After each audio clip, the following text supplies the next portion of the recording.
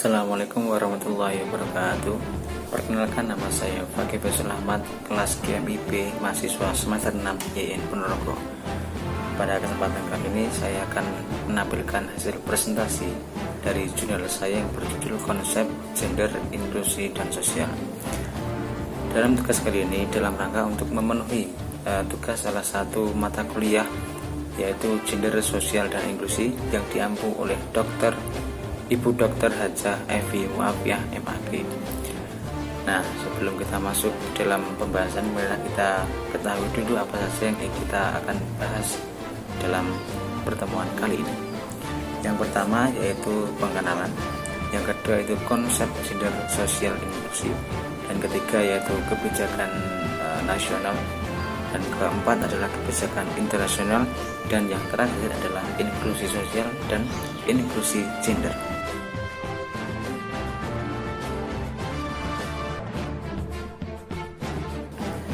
Langsung saja kita menuju ke poin kedua, yaitu konsep gender, sosial, inklusi.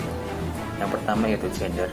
Gender adalah suatu konsep yang digunakan untuk mengidentifikasi perbedaan laki-laki dan perempuan dilihat dari segi budaya. Maka dapat disimpulkan bahwa gender adalah kedudukan laki-laki dan perempuan ditinjau dari aspek sosial dan budaya, ekonomi, serta politik. Istilah gender sendiri dikemukakan oleh para ilmuwan sosial dengan maksud untuk menjelaskan perbedaan perempuan dan laki-laki yang mempunyai sifat bawaan atau ciptaan Tuhan dan bentuknya budaya atau konstruksi sosial. Seringkali orang mencampur adukan ciri-ciri manusia yang bersifat kodrati atau tidak berubah dengan sifat non kodrati, yaitu gender yang bisa diubah. Perbedaan peran gender ini juga menjadikan orang berpikir kembali tentang pembagian peran yang dianggap telah melekat baik pada perempuan ataupun laki-laki. Gender sendiri adalah perbedaan peran, fungsi, dan tanggung jawab antara laki-laki dan perempuan yang merupakan hasil konstruksi sosial dan dapat berubah sesuai dengan perkembangan zaman. Kemudian yaitu pengertian sosial. Pengertian sosial dapat didefinisikan sebagai rangkaian norma, nilai, dan aturan bersumber dari budaya masyarakat dan dipakai sebagai acuan dalam interaksi antara manusia dalam suatu komunitas. Yang selanjutnya yaitu inklusi.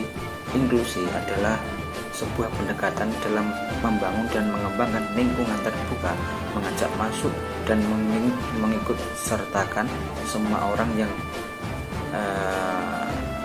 dari berbagai latar belakang dan karakteristik, kemampuan, status politik, etnik, dan budaya dalam lingkungan sosial.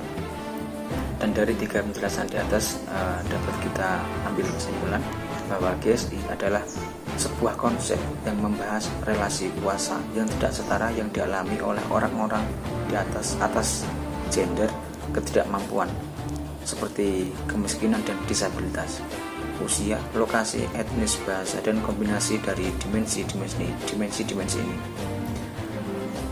Konsep inklusi sosial dan gender merupakan konsep yang menerima adanya perbedaan, merangkul setiap individu dengan adanya perbedaan agama, cara atau pola hidup, karakteristik, latar belakang agama, jenis kelamin, etnik, budaya, dan usia, atau suatu paradigma atau pemikiran tentang keadilan dan kesetaraan bagi semua masyarakat, bagi perempuan atau laki-laki, miskin dan kaya, ataupun manusia yang disabilitas. Yang selanjutnya yaitu poin ketiga, yaitu kebijakan nasional tentang gender, sosial, inklusi. Komitmen pemerintah pada kesetaraan gender sudah menjadi prioritas sejak pengesahan Undang-Undang Nomor 7 Tahun 1984 tentang ratifikasi konvensi mengenai penghapusan segala bentuk diskriminasi terhadap perempuan, dan juga Instruksi Presiden Impres Nomor 9 Tahun 2000 tentang pengharusutamaan gender dalam pembangunan nasional.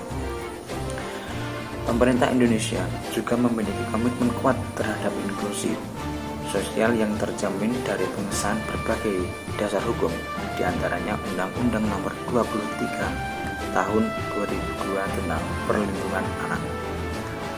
Undang-Undang Nomor 13 Tahun 1998 tentang Kesejahteraan Lanjut Usia, dan Undang-Undang Nomor 8 Tahun 2016 tentang Penyandang Disabilitas, serta pembahasan rancangan undang-undang masyarakat adat.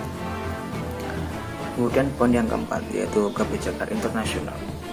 Kebijakan internasional tentang gender sosial inklusi. Pemerintah Indonesia juga mendukung semua kesepakatan Millennium Development Goals atau kita sebut dengan MDGs yang dideklarasikan pada tahun 2000.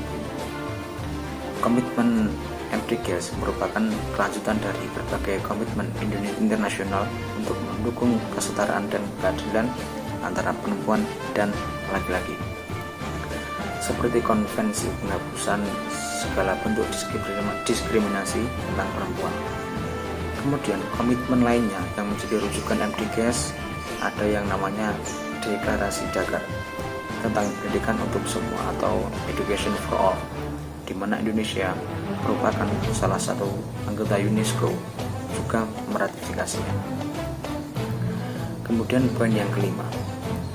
Poin yang kelima yaitu inklusi sosial adalah proses membangun hubungan sosial dan menghormati individu serta komunitas, sehingga mereka yang marginal dan mengalami prasangka dalam berpartisipasi penuh dalam pengambilan keputusan kehidupan ekonomi, sosial, politik, dan budaya.